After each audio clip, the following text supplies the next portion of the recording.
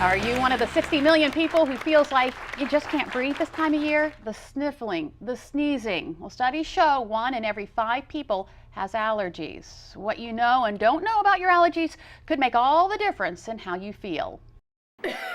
Coughing. It's kind of hard when I have bad allergies. Yeah, I have to take cough drops or medicine or something like that. Sneezing. I think the pollen in the air is the worst. It kind of just, I don't know, comes up with the wind and I sneeze.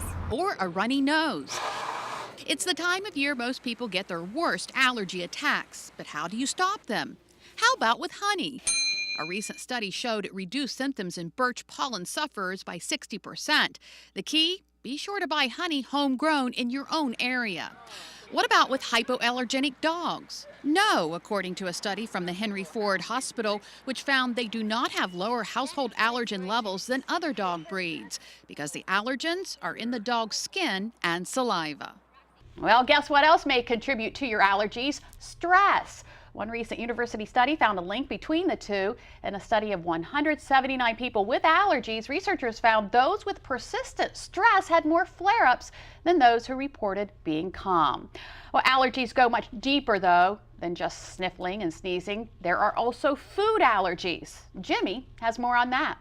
He is considered one of the all-time best running backs in football history. Jerome Bettis is a husband, father, and retired pro player, and we are so happy to welcome Jerome. You may know him as the Bus to Delmarva Life this afternoon, along with Laurel Francoeur with the Asthma and Allergy Foundation of America. Thank you so much for joining us today. Thank you. Thanks for having us. So, Jerome, you're going to talk to us about something that you are dealing with called anaphylaxis. What is that? That's allergic reactions, and I have a severe allergic reaction to shellfish. So I am very diligent about everything that goes into my mouth. I'm making sure that if I go to a restaurant, I'm talking to the waiters, the wait staff, I'm talking to the chef. I want to let them know that I have a shellfish allergy, and I need to make sure that my food is prepared with the absence of any type of shellfish. Unfortunately, though, that doesn't always happen. And so in the event that doesn't happen, I want to make sure I have my device, my epinephrine auto injector with me at all times. And this is a trainer of that device, and it's called IVQ. And I want to make sure I have my devices with me, because if I need them, I use them, because it's a life-threatening situation and I need to see emergency medical attention after that. Jerome, I almost hesitate to ask this question, but I'm going to. How did you find out you had it? I had an allergic reaction. I was 14. I was at my aunt and uncle's home, and I was eating shrimp fried rice. I'll never forget it.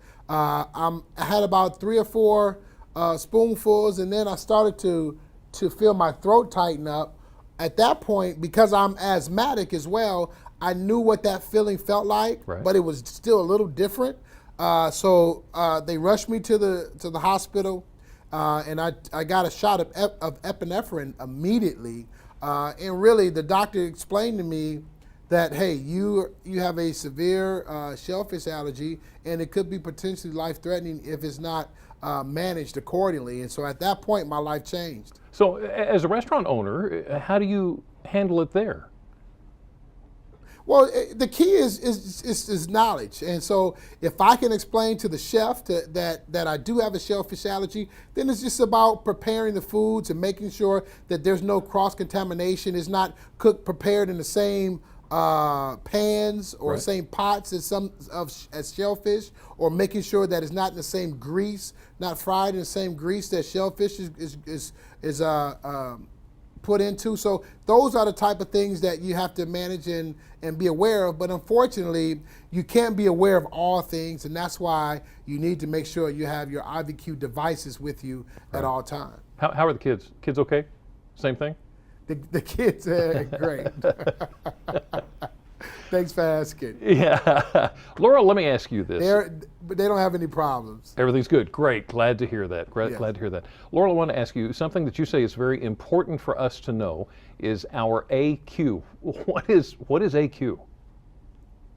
So AQ is a quiz that has been designed by Sanofi and the Allergy and Asthma Foundation of America, and it's to teach people about anaphylaxis. So it has questions which will teach you about the signs and symptoms of anaphylaxis, how to treat it, and it's very important for people to take this quiz, whether they have allergies or maybe they just may be caring for someone who have allergies, so that they know what to do in case of a reaction and they're prepared.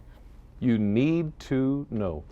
Laurel, Jerome, thank you so much for your time this afternoon. Jerome, let me ask you, before I let you go, we're all talking draft around here. Any picks that surprised you? Yes.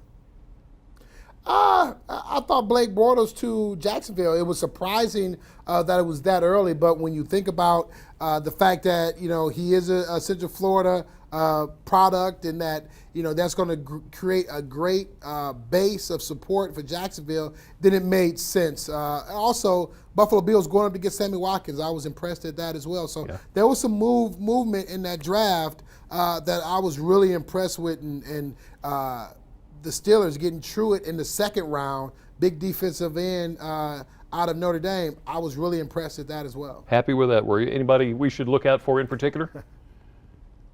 I think Sammy Watkins, I think he's a star in the making, but I hate to say this because obviously I'm a Steeler fan, but Johnny Manziel to Cleveland, I thought that was a great pickup, and I think he's going to be really good. Early predictions for your former team. What's it going to be? I think they'll get into the playoffs. I think they'll have a good season. I still don't think they're ready to contend for a championship. They're going to have a lot of young players that need to develop. So I'll give them 10-6, get in the playoffs, maybe lose, I believe, in the second round. There we go. Jerome "the Bus" Bettis and Laurel Francoeur, thank you so much for your time this afternoon. Some very important information that you need to know. Now, if you'd like to read more about the bus, just go to WBOC.com and click on our picture at the top of the page. Well, from an allergen that lives in the sea to one that grows from the ground, peanut allergies are the most common cause of fatal food reaction, but a new experimental treatment may be able to tame this deadly allergy. Doctors have found that by slowly introducing peanut flour into a child's diet, over 80% of them were eventually able to eat 5 peanuts. The treatment is still years away from routine practice, but experts say the study results are exceptionally promising. By the way, parents, don't try this at home. Well, while we're talking food, pollen is vital for it. That's why there's so much concern over the honeybee population dying off. Coming up next, what's been killing our bees at an alarming rate and what can be done to stop it. Plus, what would you do if you found a honeybee colony at your home? Would you even know what to do? Our friends from Angie's List will give us the buzz on bee removal. I'm Live. We'll be right back.